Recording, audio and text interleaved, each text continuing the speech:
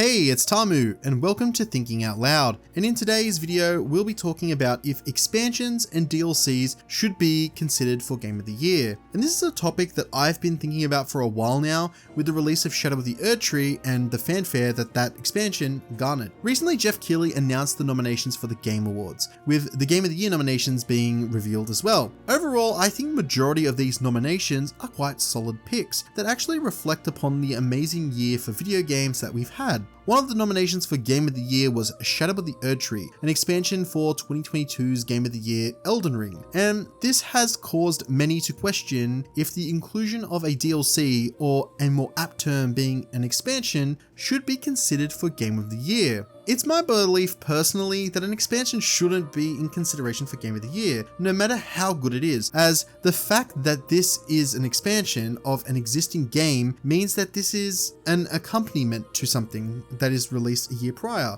I look at expansions like Phantom Liberty last year, and as great as that expansion was for Cyberpunk, I feel that the fact that this was a side experience attached to the primary experience being 2077, it would disqualify it from being a contender for Game of the Year, because I would say that is an expansion of a game, not a standalone individual game. I see many trying to rule out things like remakes from this equation as well, from being in that Game of the Year category, but I believe that there is a fundamental difference and a key difference between remakes and expansions, and that is a remake being a reconstruction and a reimagination of a game that has existed prior, an original work, being built from the ground up, recreated to tell the same story, but generally occupy different combat, traversal, activities and fundamental ways that the game might play in attempts to modernize and captivate audiences to really get that atmosphere and feeling of what the original entailed, but in a different respect. However, a DLC or a expansion, I would say, is more of a companion piece, an additional piece of content that fleshes out and further expands upon an existing experience. And the fact that this is building upon an existing experience, to me, means that, for example, Erdtree is a part of that broader Elden Ring experience, and Elden Ring itself, as fantastic and phenomenal of a game as it is a 2022 video game, and the expansion that this game is being a companion piece to and that it all encompasses is a 2022 game. Despite its expansion releasing this year, I think you can't really access Erdtree without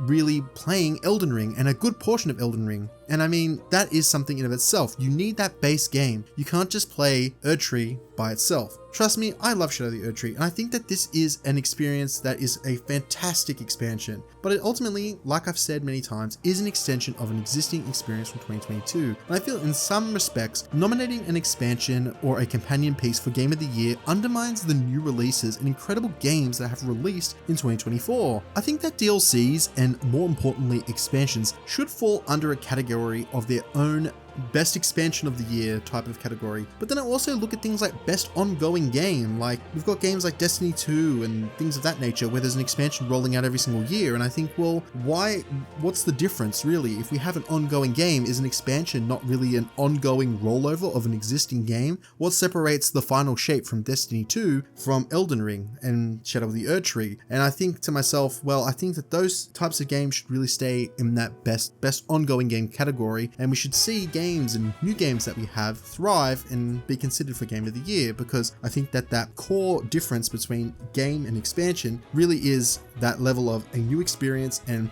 a new experience that is an addition to an existing one. Like, here's an example that I think of. I look at games that have released this year, like Metaphorrefantazio, for example, and I think to myself, this game really is the encapsulation of everything Atlas has done over the years. I see the works of Persona and SMT really come together in this melding pot that really just articulates everything that Atlas has accomplished. And it's funny because I look back at 2022 for Elden Ring and I see that same story, that Elden Ring is this melding pot of ideas of all of FromSoft's learnings, from Dark Souls all the way, or Demon Souls, all the way up until Elden Ring, and it's taken a little bit of everything that they've learned and put it into one experience. And I feel like if we had something like a GTA 5 expansion come out in 2022 that stole the show from Elden Ring, I would feel like, in a way, it's kind of undermined the show, and it's like Elden Ring definitely was that best game of the year for that given year. And this year I look at games that are in this list, and it's not just Metaphor, but also like Rebirth or Astrobot, and I think to myself, like, there's a ton of fantastic games here that have come a long way and really done a lot for video games, and I think that they should deserve their time to thrive. As much as I love Erdtree and I love Elden Ring, and I think it is one of the best games. I do think it is a fantastic game.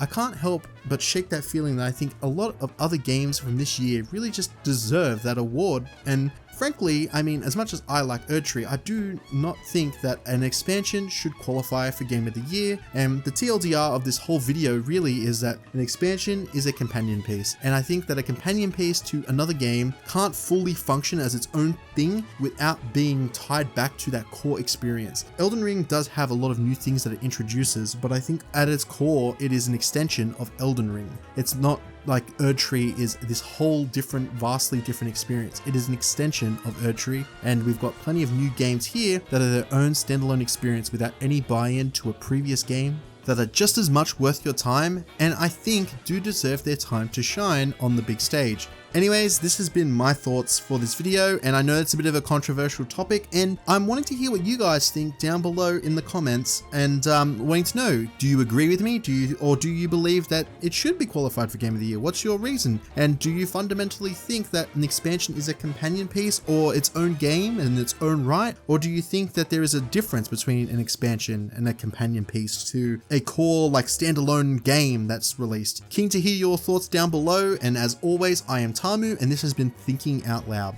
Thanks for watching.